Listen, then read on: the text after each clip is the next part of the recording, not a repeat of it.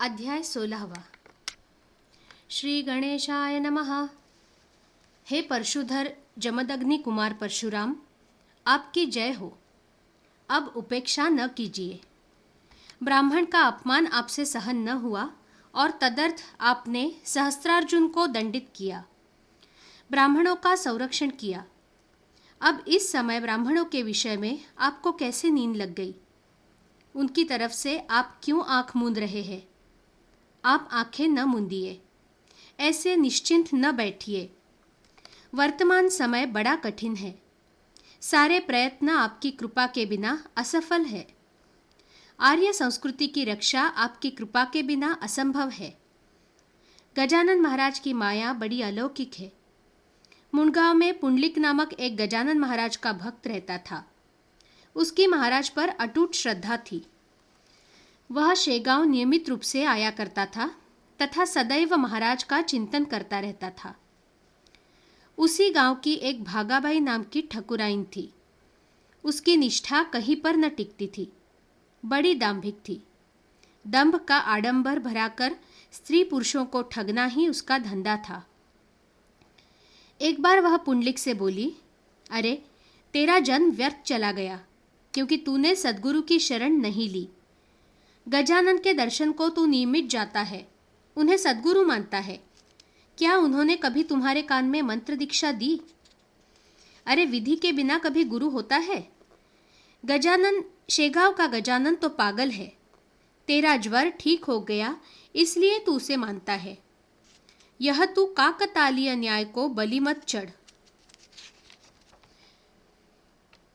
गिण गिण गणात बोते, यह जो भजन वो करते हैं वह पिशाचवत आचरण है। वह किसी का भी भोजन कर लेता है, ऐसा भ्रष्ट है। इसीलिए तुम्हें कहती हूं कि अंजनगांव चलो। वहां केजा जी के शिष्य को हम दोनों गुरु करेंगे। कल प्रातः अंजनगांव हम लोग जाएंगे क्योंकि कल वहां उनका कीर्तन है, वह सुनेंगे। गुरु महाज्ञानी होना चाहिए, चतुर और शास्त्र पारंगत होना चाहिए, परम गुण संपन्न तथा भक्ति मार्ग का दर्शन कराने वाला चाहिए। इनमें से एक भी लक्षण तुम्हारे गजानन में नहीं है। इसलिए देर मत कर, अंजनगांव चल। यह पुंडलिक भोकरे बड़ा भाविक मन का था। भागाबाई के वक्तव्य से उसका मन किंचित विचलित हो गया। उसने विचार किया कि कल प्रातः अंजनगांव कीर्तन सुनने जाएंगे। अगला विचार आगे देखेंगे। ऐसा विचार करके उसने भागी से कहा, चलो, मैं अंजनगांव तुम्हारे संग आता हूं। इस प्रकार दोनों का विचार हो गया। पुंडलिक रात को घोर निद्रा में सोया था।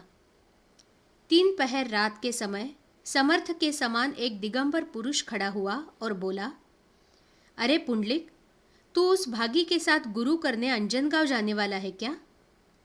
कोई बात नहीं, जाना है तो शीघ्र जाओ। उसका नाम काशीनाथ है।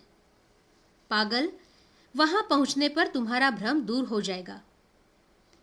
अरे, बहुत लोग परस्पर कान में लगकर बात करते हैं, तो क्या वो एक दूसरे के गुरु हो जाते हैं? दंभाचार में नहीं पड़ना चाहिए। तू इधर कान कर, मैं तुझे मंत्र देता हूं। गण गण ऐसा बोलकर महाराज स्तब्ध हो गए। तेरी और कुछ इच्छा है तो वह भी मैं पूर्ण करूंगा। यह सुनकर पुंडलिक बड़ा आनंदित हुआ। स्वप्न में सूक्ष्म निरीक्षण करने लगा तो जाना कि वे साक्षात शेगांव के गजानन स्वामी हैं। तब उसने कहा, गुरुदेव, ये आपकी पादुकाएं मुझे नित्य पूजन के लिए दीजिए। उसके अतिरिक्त मेरी कोई मनोकामना नहीं है। यह सुनकर महाराज ने कहा, तथास्तु। वह तुम्हें दिया, तुम उन्हें ले लो और कल दोपहर के समय उनका पूजन करना। सो पादुका लेने के लिए पुंडलिक जैसे ही उठा तो श्रोतागण, उसकी नींद झट खुल गई।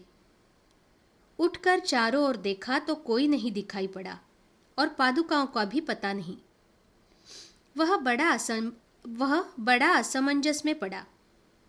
अपनी शंका का समाधान उससे नहीं हो रहा था। मन में विचार किया कि महाराज की वाणी कभी व्यर्थ नहीं होती। मुझे साक्षात दर्शन देकर भागी ठकुराइन कैसी है वह भी बताया। दूसरे प्रहर पादुकाओं की पूजा कर ऐसा भी कहा। इसका अर्थ क्या? क्या नई पादुकाएं बनाकर उनके पूजन का संकेत दिया?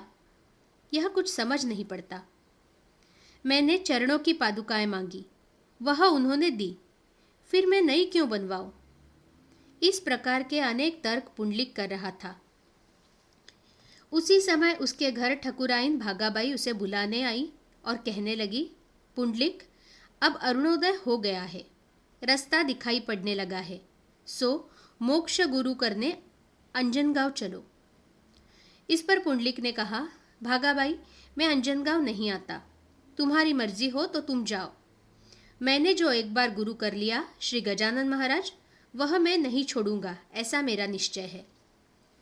यह सुनकर भागाबाई अंजनगांव गई। अब मुंडगांव में क्या हुआ वो आप लोग सुने। झामसिंह राजपूत स्वामी का दर्शन करने शेगांव आया था। यह 2 दिन पहले आया था। जब वो मुंडगांव जाने को उद्यत हुआ तब महाराज ने बालाभाऊ से कहा, ये पादुकाएं इसके पास पुंडलिक को देने को दे दो। समर्थ की आज्ञानुसार बालाभाऊ ने वैसा ही किया। बालाभाऊ ने झामसिंह से कहा, तुम्हारे गांव में जो पुंडलिक भोकरे है उसे ये पूजन करने के लिए दे दो। यह सुनकर झामसिंह पादुका लेकर मुंडगांव आया तो पुंडलिक उसे गांव की सरहद पर मिल गया और पुंडलिक ने महाराज का कुशल वृत्तांत उससे पूछा और कहा कि महाराज ने क्या मेरे लिए कुछ प्रसाद भेजा है? यह सुनकर झामसिंह को बड़ा आश्चर्य हुआ और वह बार बार खोद खोद कर पुंडलिक से पूछने लगा। तब पुंडलिक ने उसे स्वप्न का सारा वृत्तांत बताया। यह सुनकर झामसिंह की भ्रांति दूर हो गई और उसने तुरंत पादुकाएं निकालकर पुंडलिक के हाथ में दी। आज भी वे पादुकाएं मुंडगांव में पुंडलिक के घर में है। पुंडलिक ने उन प्रसादी पादुकाओं का दूसरे प्रहर पूजन किया। श्रोतागण, इस प्रकार संतजन अपने भक्तों का प्रतिपालन करते हैं, उन्हें वाम मार्ग में जाने से बचाते हैं। इस कथा से समर्थ अपने भक्तों के मनोरथ कैसे पूर्ण करते हैं यह सिद्ध होता है। अकोला में वाजसनेयी शाखा का राजाराम कंवर नामक ब्राह्मण था। वह सोना चांदी तथा किराना माल का धंधा करता था। मध्यम श्रेणी का साहूकार था। यह राजाराम महाराज का भक्त था, इसलिए इसके पुत्र वगैरह भी महाराज के भक्त थे। इसके 2 पुत्र थे, गोपाल और त्र्यंबक, जो लवकुश के समान थे।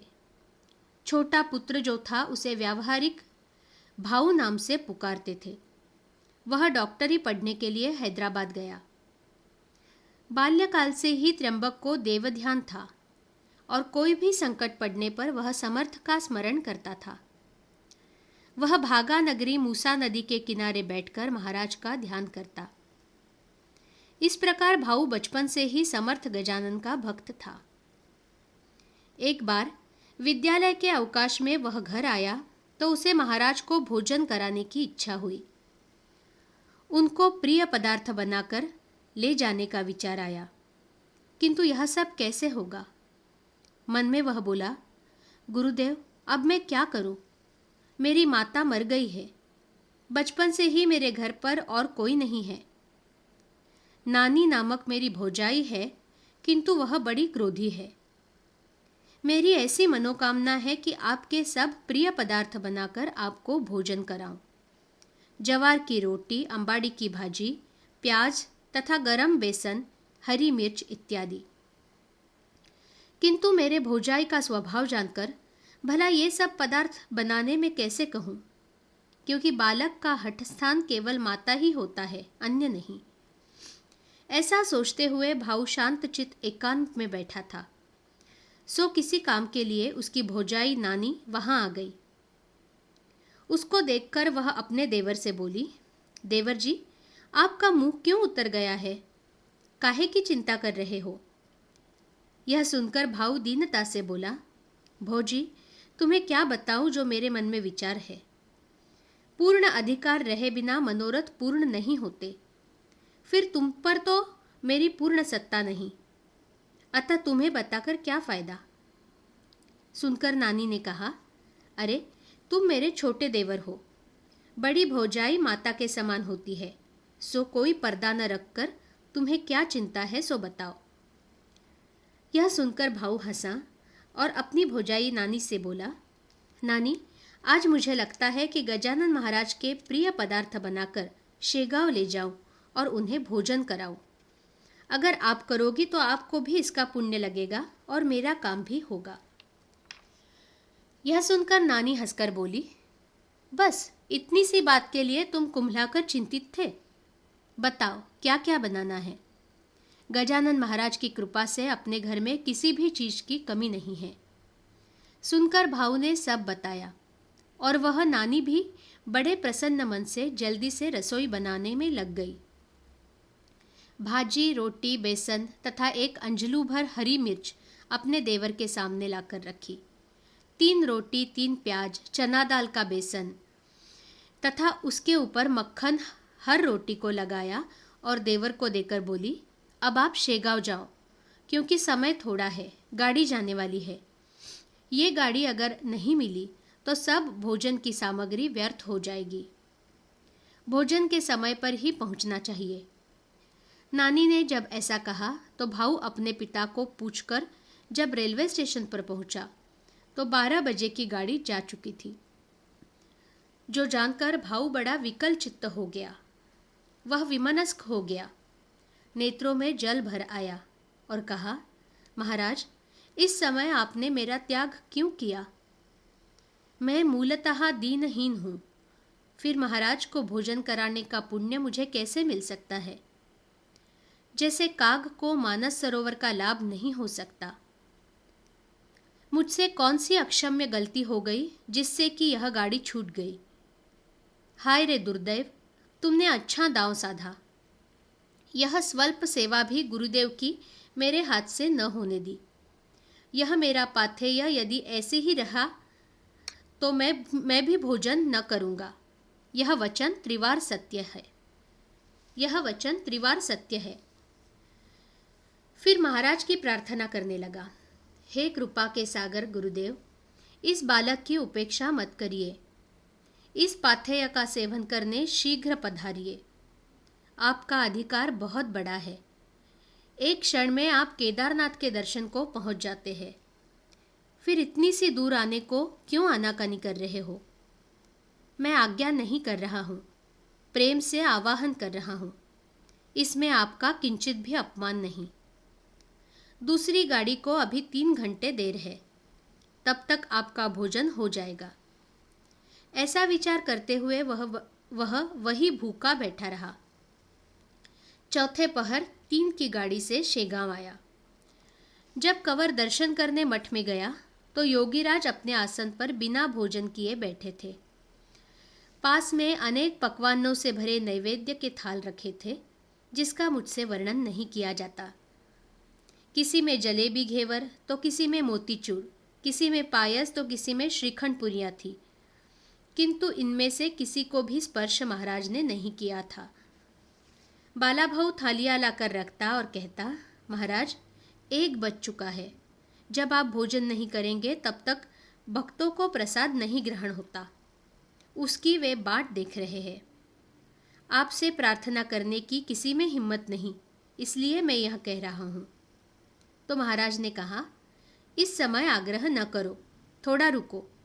आज हमारा भोजन चौथे प्रहर में होगा। यदि इच्छा है तो रुको, अन्यथा तुम खाओ या नैवेद्य पीछे घर ले जाने दो, उसकी मुझे परवाह नहीं है। इस प्रकार यह घटना चल रही थी। इतने में भाऊ आ पहुंचा। समर्थ को देखकर उसे अत्यानंद हुआ। जैसे दूर गई हुई माता बालक की दृष्टि में पड़ने से उस बालक की जो अवस्था होती है वही कंवर की हुई। उस भाऊ को देखकर महाराज हंसकर बोले, अरे अच्छा न्योता दिया, क्या यह भोजन की बेला है? तुम्हारे वचन में बद्ध हो गया और मैं भूखा रह गया। ला जल्दी से वह पाथेय, ला जल्दी से वह पाथेय। यह सुनकर कंवर बोला, गुरुदेव 12 बजे की गाड़ी चूक गई। सो कंवर को बाला भाऊ ने कहा, चलो दुखी मत हो, क्या लाए हो सो जल्दी से निकालो, समर्थ के भोजन के लिए। यह सुनकर कंवर ने रोटी भाजी और प्याज सामने रख दिया, स्वामी गजानन के सामने। उनमें से 2 रोटियां समर्थ ने खाई और एक प्रसाद रूप में सब भक्तों को दी। यह घटना देखकर जब सब लोगों को बड़ा आश्चर्य हुआ और महाराज के अधिकार का पता चला।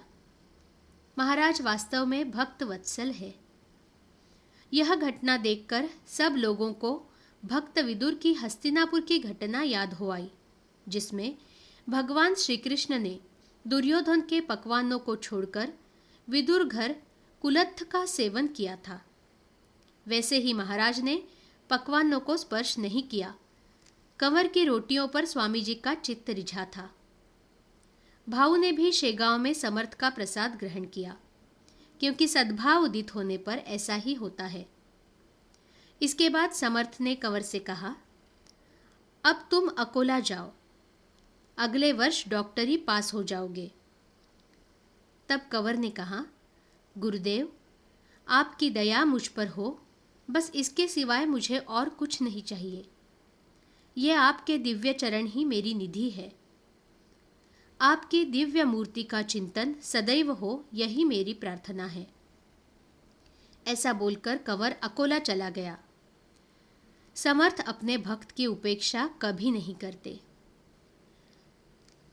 शेगांव में रहने वाला तुकाराम शेगोकार नामक एक किसान महाराज का भक्त था। वह खेती का काम करता था। घर में बड़ी गरीबी थी। खेती का काम सूर्यास्त तक करके बाद में वह महाराज के दर्शन को आता।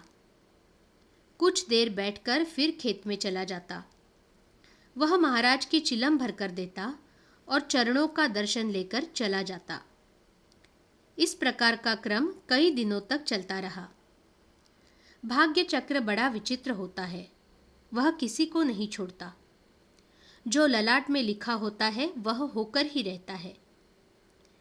एक रोज एक आखेटक बंदूक कांधे पर रखकर मृगया की खोज में उसके खेत में आया। तुकाराम अपने खेत में काम में निमग्न था।